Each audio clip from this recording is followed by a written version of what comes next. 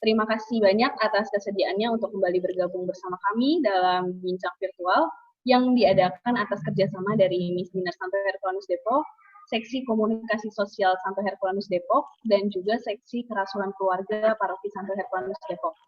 Hari ini kita akan kembali melanjutkan bincang-bincang sesi kedua dengan tema komitmen gereja dalam mendampingi para korban dan keluarganya. Nama saya Laura Venetia Jessica Irene. Saya juga salah satu umat dari Paroki Santo Herculanus Depok. Dulu juga pernah menjadi anggota Miss Dinar juga di paroki ini. Hari ini saya akan menemani Romo, Suster, Bapak Ibu, dan saudara-saudari terkasih dalam sesi kedua ini selama 2 jam ke depan. Kesempatan kali ini kita tidak akan membahas kasus tersebut lagi, melainkan kita pada hari ini akan mendengarkan penjelasan bagaimana Gereja Santo Herculanus mendampingi para penyintas dan juga keluarga dari penyintas tersebut. Hari ini saya akan memperkenalkan para narasumber yang luar biasa.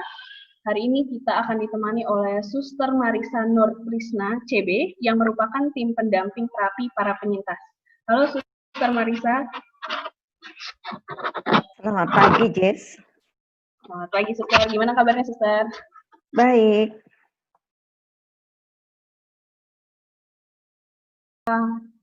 Gimana sih awalnya Suster Marisa itu terlibat dalam tim untuk membantu menangani para penyintas dan juga keluarga dari penyintas? Sebetulnya pada tanggal 22 Mei lalu, saya ditelepon oleh Romo Eko sebagai Sekretaris Eksekutif KKP KWI yang minta bahwa, yang memberitahu sebetulnya bahwa di Bogor itu ada kasus. Nah, salah satunya saya diminta untuk turun bersama dengan Bang Tigor. Nah, dari situ kami baru langsung hari itu juga saya koordinasi dengan Monsinyur Paskalis karena saya menyadari bahwa KWI itu hanya koordinasi ya, jalur koordinasi tidak bisa langsung masuk ke keuskupan. Jadi kami istilahnya kelunun dulu, minta izin dulu ke Monsinyur Paskalis dan Monsinyur Paskalis mengizinkan untuk ya ikut terlibat dalam proses ini. Dan pesannya hanya satu, baik Suster, tolong ya supaya adil dan baik. Nah, adil dan baik inilah yang kami kembangkan saat ini, begitu. Baik, terima kasih Jess. Sampai saat ini kami sudah menangani 23 korban ya, belum semua menjadi penyintas, tetapi masih ya masih bisa dikatakan ada yang korban-korban begitu. Nah, dari 21 ini sebetulnya 13 yang sudah diakui oleh pelaku. Nah, dari 13 pelaku yang sudah diakui oleh pelaku ini, kami sudah mengkonfirmasi ada 12 orang yang memang benar mengalami kekerasan seksual. Mereka pelan-pelan mulai mampu untuk ya sedikit banyak untuk keluar dari kungkungan diri, walaupun mereka juga setiap kali kondisinya turun naik ya, nggak bisa, wih hebat sekali, enggak. Terkadang juga mereka langsung turun lagi, drop lagi, lalu kita semangati lagi. Dan untuk menyemangati inilah kami membutuhkan orang tua, peran keluarga, bahkan yang sungguh luar biasa di Herculanus ini, banyak teman-temannya itu sangat-sangat peduli. Bahkan orang tua Miss Dinar sendiri sangat peduli sehingga para korban untuk menjadi penyintas itu bisa dikatakan sangat mudah. Sangat mudah karena mereka diterima, mereka dikuatkan, mereka dirangkul, bahkan mereka juga bisa dikatakan dipahami. Oke, tadi Suster udah sempat cerita juga ya bahwa di sana para teman-teman diajak untuk terapi. Nah, kalau Suster boleh cerita yang sudah Suster selama ini lakukan tuh terapinya seperti apa, Suster? Metodenya. Oke. Baik, metodenya kami melakukan healing garden. sekaligus juga hipnoterapi yang saya lakukan. Jadi anak diajak untuk healing itu, lalu diajak untuk bercerita, kemudian mereka diajak untuk menulis pengalaman mereka, dan ada yang mereka diminta untuk menggambar. Dari gambar itu kami konsulkan ke psikolog klinis, karena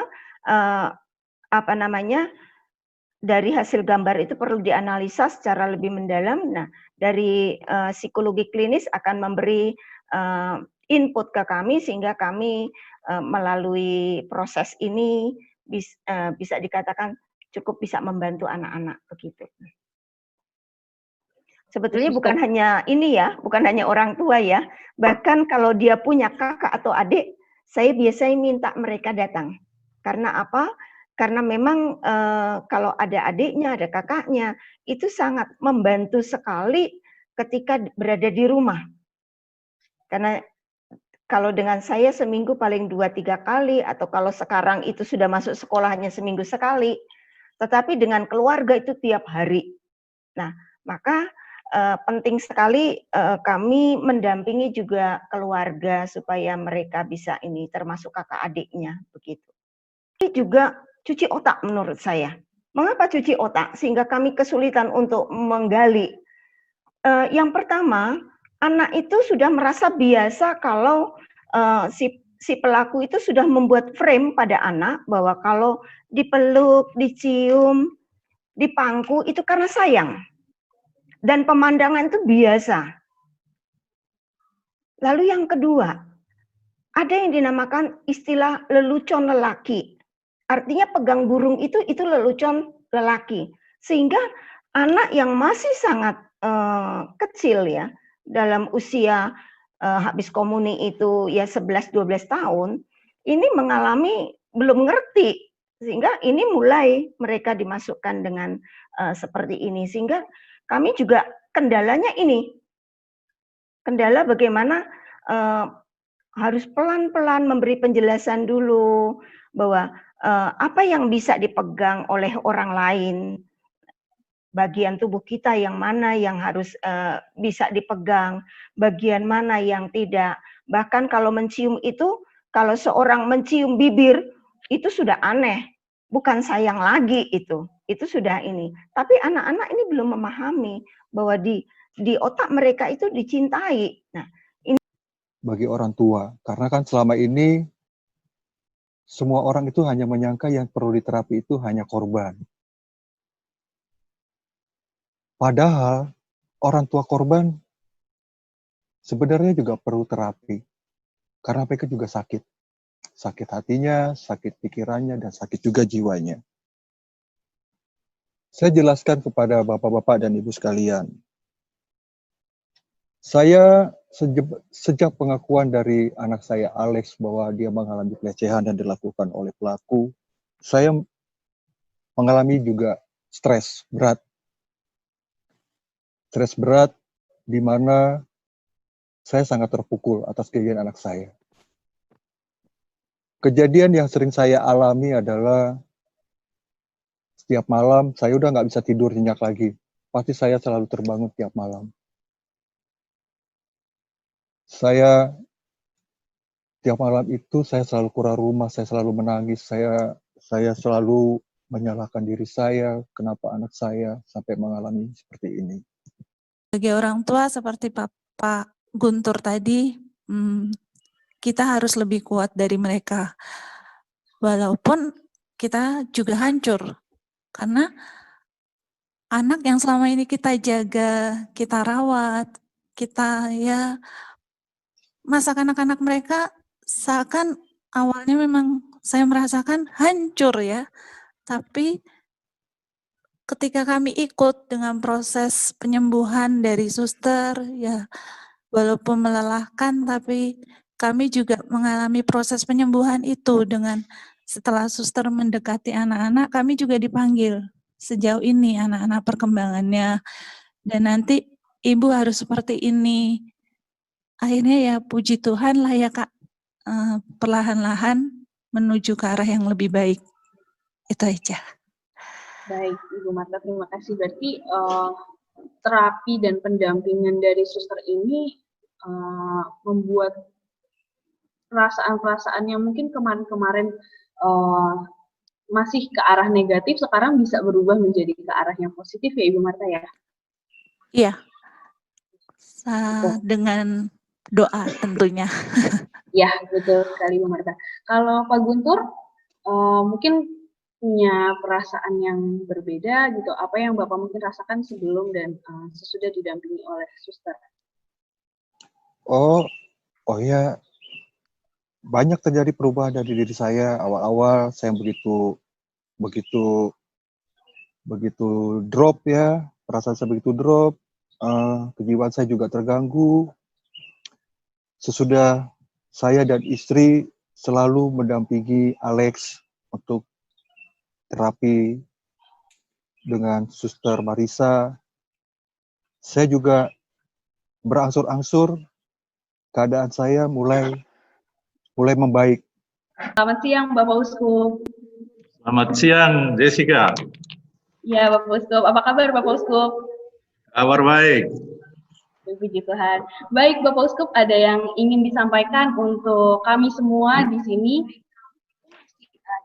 Ya, pertanyaan lagi dari Bapak Ibu, mungkin satu pertanyaan terakhir.